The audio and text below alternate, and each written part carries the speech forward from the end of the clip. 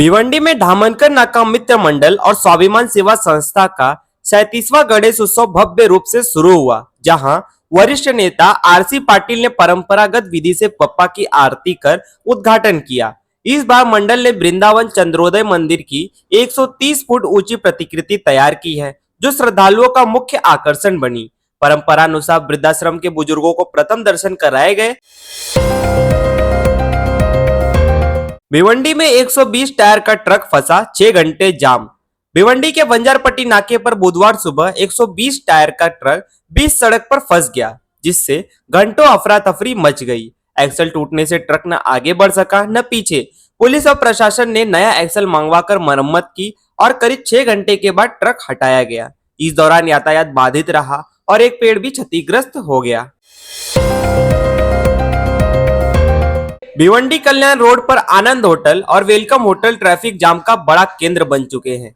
देर रात ग्राहकों की गाड़ियों की अव्यवस्थित पार्किंग से सड़क पर जाम लग जाता है और आवाजाही बाधित हो जाती है। नागरिकों ने आरोप लगाया है कि नगर पालिका और पुलिस इस समस्या पर कार्रवाई नहीं कर रही। साथ ही होटलों में अवैध पानी कनेक्शन का भी शक जताया जा रहा है। लोगों ने मांग की है कि तुरंत जांच कर कड़ी कार्रवाई की जाए। भिवंडी में जिम्मेदार नेताओं और कुछ तथाकथित पत्रकारों का ध्यान शहर की असली समस्याओं से हटकर सोशल मीडिया की रीलों और शॉर्ट्स वीडियो पर लग गया है। नागरिकों का कहना है कि सड़कों, ट्रैफिक और अपराध पर चुप्पी साधने वाले ये लोग फेक न्यूज और दिखावटी प्रेस कॉन्फ्रेंस से केवल प्रचार बटोर रहे हैं। पुलिस कार्रवाई करने के बजाय आवाभगत करती दिख रही है, जिससे लोगों में आक्रोश है और शहर की छवि पर भी सवाल खड़े हो रहे हैं। प्रधानमंत्री मोदी ने टोक्यो में बिजनेस इवेंट को संबोधित करते हुए कहा कि भारत और जापान मिलकर 21वीं सदी की टेक्नोलॉजी क्रांति का नेतृत्व कर रहे हैं। उन्होंने जापानी निवेशकों को कम make in India, make for the world का संदेश दिया और बताया कि भारत में पूंजी सिर्फ बढ़ती नहीं बल्कि कई गुना हो जाती है। पीएम ने परमाणु ऊर्जा क्षेत्र को निजी कंपनियों के लिए खोलने की घोषणा की और सेमीकंडक्टर, ग्रीन एनर्जी और हाई स्पीड रेल जैसे क्षेत्रों में सहयोग बढ़ाने पर जोर दिया। भिवंडी में 1.5 दिन के गणपति विसर्जन के दौरान नगर पालिका की बड़ी लापरवाही सामने आई।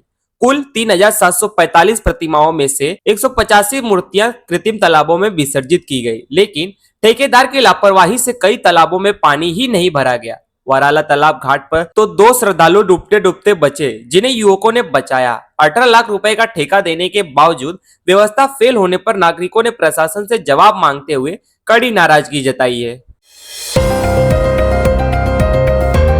भिवंडी में फरहान टाकीज के पास होटल की पहली मंजिल पर खुलेआम 3 पत्ती का जुआ धंधा चल रहा है। रात ढलते ही यहां लाखों के दाव लगते हैं और भीड़ जुटती है। यह इलाका निजामपुरा पुलिस स्टेशन के दायरे में आता है, लेकिन अभी तक कार्रवाई का कोई नामो निशान नहीं है। शहरवासी सवाल उठा रहे, आखिर किसके संरक्षण में ये अवैध धंधा फल फूल रहा है और पुलिस आंखें मूंद कर क्यों बैठी है। भिवंडी में नकली वार्म जीरा फैक्ट्री का भंडाफोड़, 1.5 लाख बोतलें जब्त। भिवंडी के महापोली इलाके में यूपी पुलिस ने स्थानीय पुलिस की मदद से नकली वार्म जीरा फैक्ट्री पर छापा मारा। मौके से 1.5 लाख नकली बोतलें, पैकेजिंग सामग्री और मशीनें जब्त कर फैक्ट्री सील कर दी गई। मालिक सफाक लियाकत खान फरार है, जिस पर FIR दर्ज कर पुलिस तलाश में जुटी है।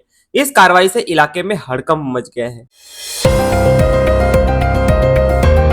भिवंडी वार्ड नंबर 10 की समस्याओं पर बैठक। समाजवादी पार्टी और भिवंडी पूर्व के विधायक रईस शेख ने पूर्व नगर सेवक अशरफ खान उर्फ मुन्ना भाई से मुलाकात कर वार्ड नंबर 10 की जनता की समस्याओं पर चर्चा की।